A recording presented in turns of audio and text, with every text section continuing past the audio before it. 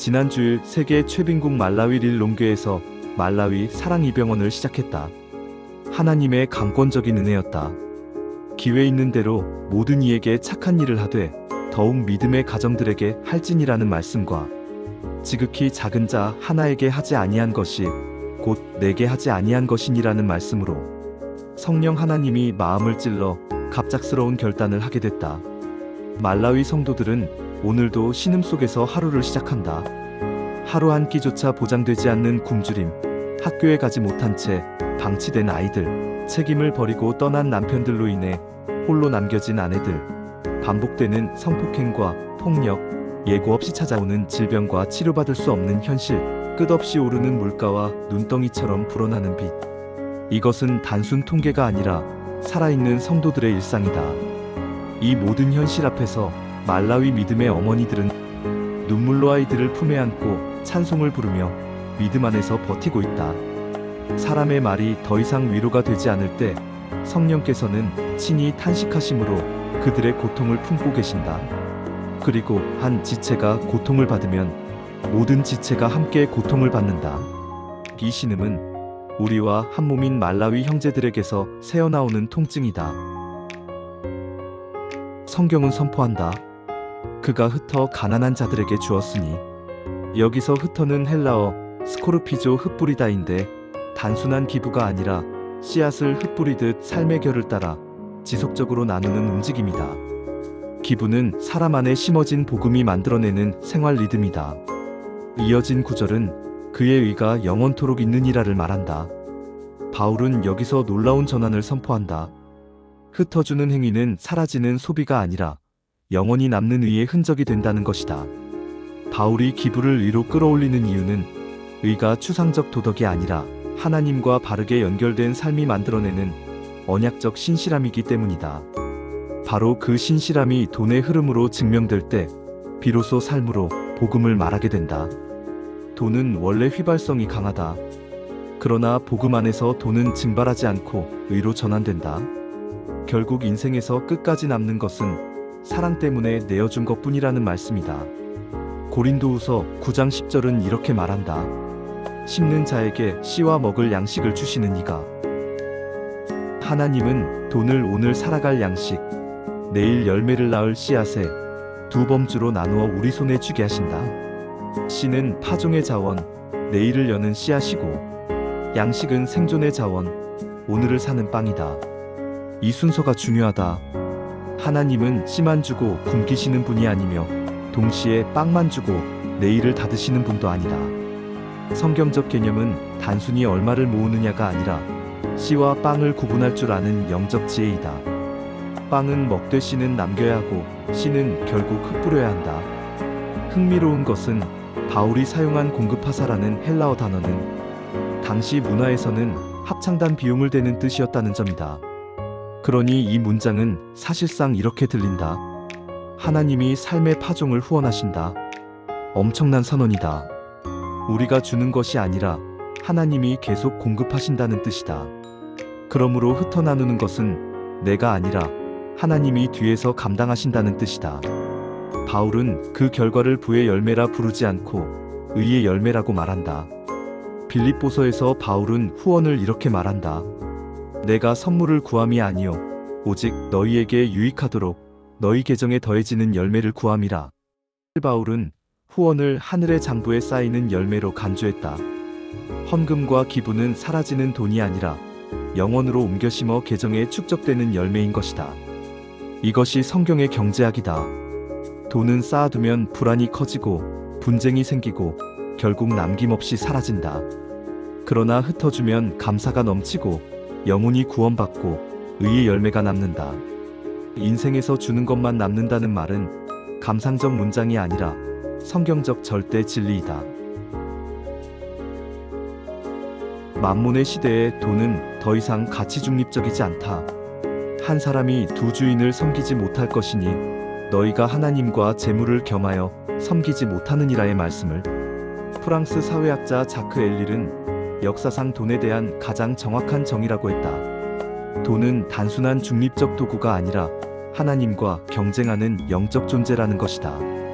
오늘 우리는 주식과 코인, 파생상품과 가상자산 등 끝없이 불어나는 숫자 게임 속에서 살아간다.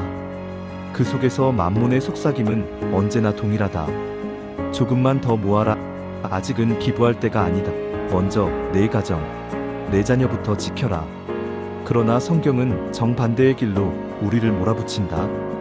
땅과 거기에 충만한 것과 세계와 그 가운데에 사는 자들은 다 여호와의 것이로다. 토지는 다 내 것임이니라.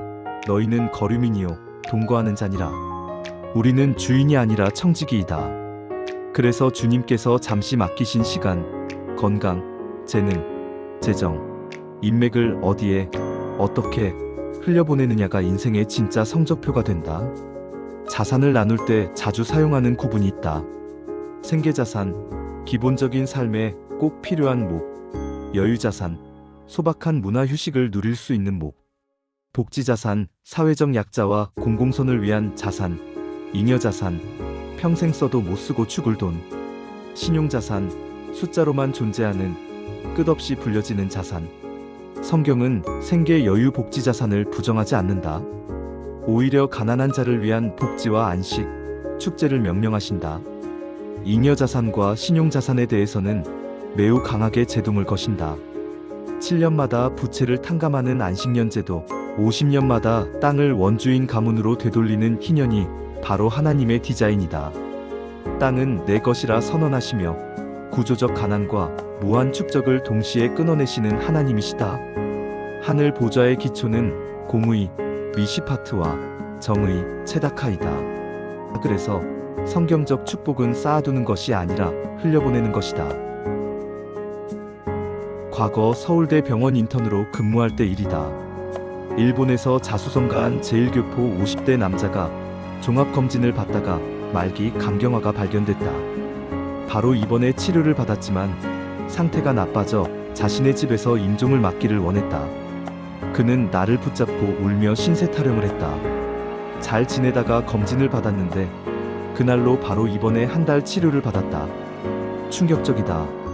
노후를 위해 일본에 쌓아놓은 돈을 한 번도 제대로 써보지 못하고 이대로 가야 하니 정말 한심하고 억울하다. 이때 불현듯 떠오른 말씀이 있었다. 내 곳간을 헐고 더 크게 짓고 내 모든 곡식과 물건을 거기 쌓아두리라. 평안히 쉬고 먹고 마시고 즐거워하자. 하나님은 이르시되 어리석은 자여 오늘 밤에 내 영혼을 도로 찾으리니 그러면 내 준비한 것이 누구의 것이 되겠느냐. 모두가 노후 대책만 관심이 있었지 사후 대책에는 관심이 없었던 때의 비극이다. 갑자기 말기 암을 발견해 치료받던 환자들이 동일하게 고백했다. 이렇게 갑작스럽게 내 일생이 종말을 맞이할 줄은 꿈에도 몰랐다. 우리는 순환적 사고에 익숙해 알파와 오메가이신 하나님 중심의 성경적 직선 사고를 망각하곤 한다. 그러다 어느 날 문득 삶이 길다는 착각이 깨질 때가 있다. 갑작스러운 병이나 예고 없는 사고, 예상치 못한 이별이다. 그 순간 우리는 알게 된다. 내가 쥐고 있던 것들은 내 것이 아니었고 나의 시간까지 결코 내 소유가 아니라는 사실을. 만몬을 이기는 유일한 길은 더 많이 모으는 것이 아니라 더 많이 주는 방향으로 서는 것이다. 이제 어디에 누구를 위해 무엇을 남길 것인가를 물어야 할 때다. 우리나라에서도 유산기부라는 말이 낯설지 않게 들리기 시작했다. 필자는 여기서 한 걸음 더 나아가 유산성기부, 홀리 레거시 기빙을 제안하고 싶다. 죽기 직전 급히 서명하는 것이 아니라 정신이 맑고 기도할 수 있고 주님의 얼굴을 기쁘게 떠올릴 수 있을 때 미리 정하고 미리 감사하고 미리 기뻐하며 유산의 흐름을 설계하는 것이다. 그 축복의 통로는 영혼 대추수를 향한 거룩한 유산이다. 여기엔 두 가지 축이 있다. 하나는 거룩한 유산 설계인데 나의 자산 구조를 점검하고 생계, 여유자산을 넘어 잉여, 신용자산 일부를 거룩한 목적을 위해 따로 떼어두는 인생 설계이다. 두 번째는 거룩한 유산 기부로 살아있는 동안 소액이라도 꾸준히 심고 유언, 신탁, 기부약정 등을 통해 내가 떠난 뒤에도 계속 복음과 긍휼을 향해 흘러가도록 구조를 만드는 실제 행동이다. 이는 단순한 재무 슬로건이 아니라 성경, 역사 현대의 실제 모델들이 증명한 만몬 시대를 돌파하는 마지막 청지기 프레임이 될 수 있다. 하나님은 즐겨내는 자를 사랑하신다는 말씀처럼 그냥 흘러가는 대로 남기는 것이 아니라 기도로 정하고 기쁨으로 미리 준비해 10억 영혼 구원과 가난한 성도들의 눈물에 유산을 흘려보내자. 우리가 나누는 모든 헌금과 기부, 유산은 선물에 대한 응답일 뿐이다. 인생에서는 결국 내가 붙잡은 것은 사라지고 내가 사랑 때문에 내어준 것만 주님의 가슴 속에 남는다. 다음과 같은 결단이 곳곳에서 일어나기를 기도한다.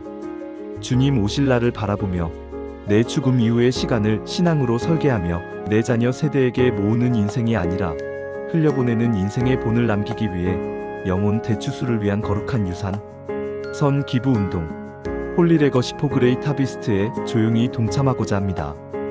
재정 구조를 끝까지 내가 쓰는 세상의 구조가 아니라 살아있는 동안 나누고 죽은 뒤에도 계속 흘러가는 하늘의 시스템으로 설계하자.